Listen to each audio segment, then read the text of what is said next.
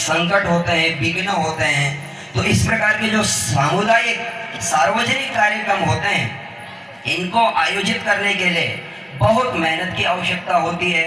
विघ्न भी आते हैं क्योंकि कई लोग होते हैं उसमें जुड़े हुए, तो उन विघ्नों को भी हमें दूर करना होता है और हमें कार्यक्रम भी सफल करना होता है। और बाहर से आगंतुकों को हमें एक संदेश भी देना होता है, क्योंकि गांव के लोग तो हैं ही, बाहर के लोगों को भी एक संदेश देना होता है कि हम एक अच्छा कार्यक्रम कर रहे हैं, इसकी जो परिणति है, इसका जो प्रयास है वह अच्छा है, अच्छा होना चाहिए या अच्छा होता है।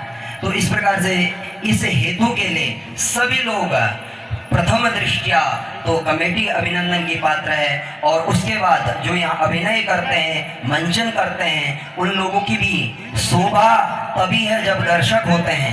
वो तो अभिनंदन के पात्र हैं, दर्शक भी अभिनंदन के पात्र हैं। और जो बाहर से एक एक दिन के लिए आ जाते हैं, थोड़ी देर के लिए आ जाते हैं, उनका भी अपना कुछ न कुछ योगदान रहता है, तो वो सभी लोग भी अभिनंदन के पात्र हैं। जब सत्यवादी हरिश्चंद्र नाटक की बात कर रहे हो, लीला को देख रहे हो, अनुभव कर रहे हो, श्रवण कर रहे हो, उसकी शिक्षा को हम आत्मसात कर रहे हो, तो कहीं न कहीं हमारे जीवन में भी उसका परिवर्तन, उसका समावेश या उसका जो प्रभाव है अवश्य ही हमारे जीवन में शनै ही शनै दिखना ही चाहिए। और तभी इसका जो मूल उद्देश्य है, हमारे जो बुजुर्गों ने इसको निर्धारित किया है कार्यक्रम आयोजित करने के लिए, और वर्तमान के जो युवा इसके साथ जुड़े हैं वो प्रयास कर रहे हैं, तो सबका जो उद्देश्य है वो उद्देश्य यही है कि हमारी जो भावी पीढ़ी है वो कहीं न कहीं अच्छे संस्कारों का निर्माण हो, उस पीढ़ी में दुर्व्यसनों से दूर रहे, अच्छे कार्यों में प्रवृत्त हो, नशाखोरी से दूर हो, काम क्रोध लोभ मोह दुर्गुणादि जो हैं वो सब धीरे धीरे दूर हो, पूरे पर्याप्त रूप से पूर्ण रूप से दूर हो जाए ये तो संभव नहीं है, धीरे धीरे दूर हो, क्योंकि इस लीला का उद्देश्य ही वही है। धर्मो जयति ना धर्म, सत्यम जयति ना नृतम, क्षमा जयति न क्रोध, क्षमा जयति न क्रोध, देवो जयति नासुरः। तो अर्थात धर्मो जयति ना धर्म, इस लीला के माध्यम से हमें यह शिक्षा मिलती है, क्योंकि लीला के मध्य में नहीं जा रहा हूँ, इसलिए नहीं जा रहा हूँ क्योंकि वो बहुत लंबा हो जाता है फिर, और पीछे दृश्य तैयार है। इससे यही शिक्षा मिलती है, धर्मो जयति ना धर्म, धर्म की विजय होती है, अधर्म की कभी नहीं। और सत्यम जयति ना अनर्थम, और सत्य की सर्वदा विजय होती है, अनर्थ अर्थात झूठ की नहीं। तो हमें इसके माध्यम से यह शिक्षा प्राप्त होती है कि हमें सदा ही सर्वदैव सत्य के मार्ग पर डटे रहना चाहिए, स्वाभिमान के मार्ग पर डटे रहना चाहिए। चाहे कितने भी संकट आ जाएं हमारे जीवन में, सत्य और स्वाभिमान के साथ समझौता नहीं करना चाहिए। हमारे मानवों में जो व्यक्ति सत्य और स्वाभिमान के साथ अपने किसी निज स्वार्थों के लिए समझौता कर देता है, वह एक पराधीन कौम बन के रह जाता है।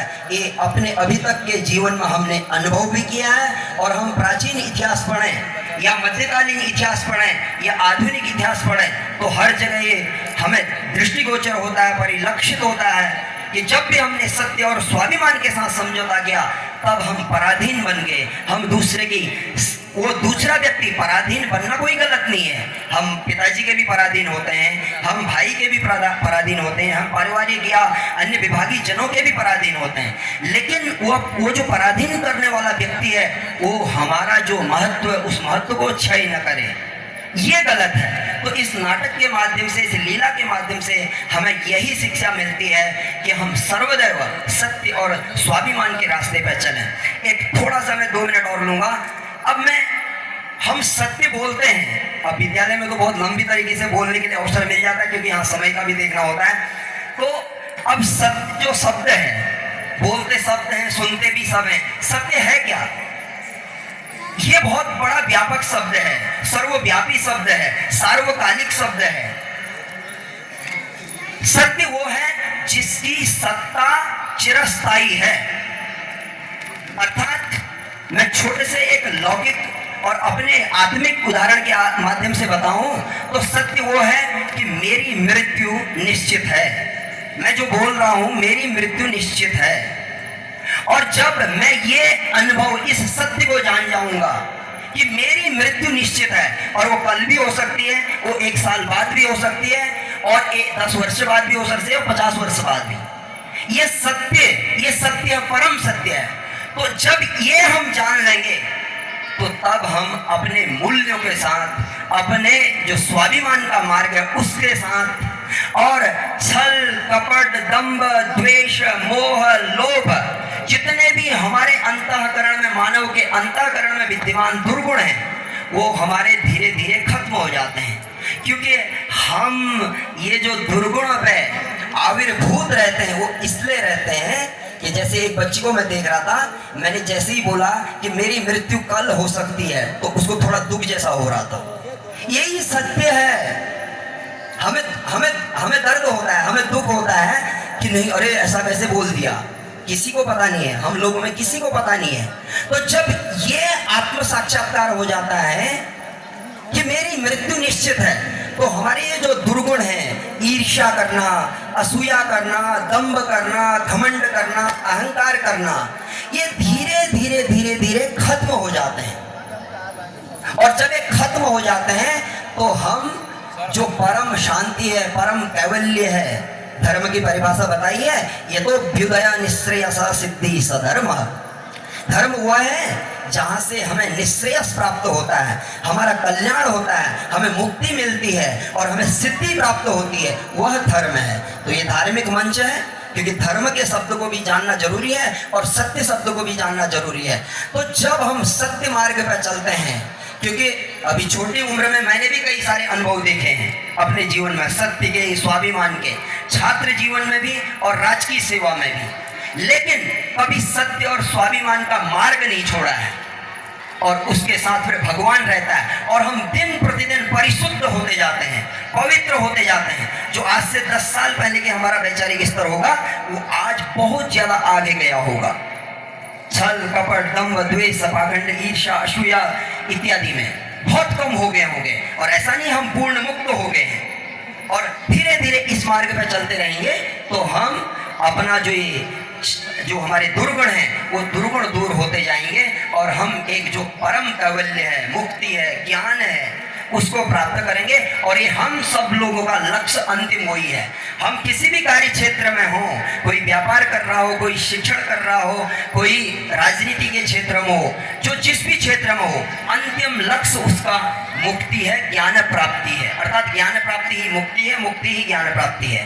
तो जब हम कोई अनैतिक आचरण करते हैं, कोई धन के मद में कोई गलत आचरण करते हैं, कभी पद के मद में गलत आचरण करते हैं, कभी कोई पापाचरण भ्रष्टाचारण करते हैं, तो उसमें केवल असत्य छुपा हुआ होता है। असत्य वही है कि मैं तो जन्म जन्मांतरों तक प्रवक्ता पद में नियुक्त हूँ, शिक्षक पद में नियुक्त हूँ, ये मान लिया जाता है। तब वो दुर्गुण हावी रहते हैं। तो मैं इस सत्य के मंच पे, अधिमंच पे और स्वाभिमान के मंच पे, जहाँ सत्य, स्वाभिमान, कर्तव्य निष्ठता, दानशीलता इत्यादि गुणों की ही शिक्षा मिलती है, ऐसे मंच पे मुझे 2 शब्द बोलने के लिए मिला।